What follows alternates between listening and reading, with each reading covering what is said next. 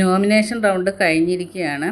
ഈ ആഴ്ച നോമിനേഷനിൽ വന്നവരിൽ Aryan direct Noora nominate ആക്കിയിരിക്കുകയാണ്. പിന്നെ ജിഷിന് പിന്നെ സേഫാണ്. കാരണം ജീവിത സ്റ്റോറി പറഞ്ഞപ്പോൾ ബിഗ് ബോസ് ഒരു ഗിഫ്റ്റായിട്ട് ഈ ആഴ്ച നോമിനേറ്റിൽ നിന്നും സേഫ് ആക്കിയിട്ടുണ്ട്. പിന്നെ ഒരു ടാസ്കിൻ്റെ ഭാഗമായിട്ട് 4 വൈൽഡ് കാർഡ്സ് നോമിനേഷനിൽ ഓൾറെഡി ഉണ്ട്.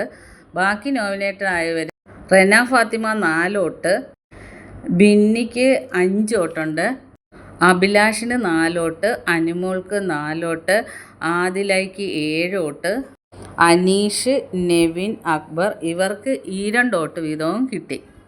ഇവരൊക്കെയാണ് ഇപ്പോൾ നോമിനേറ്റഡ് ആയിരിക്കുന്നവർ.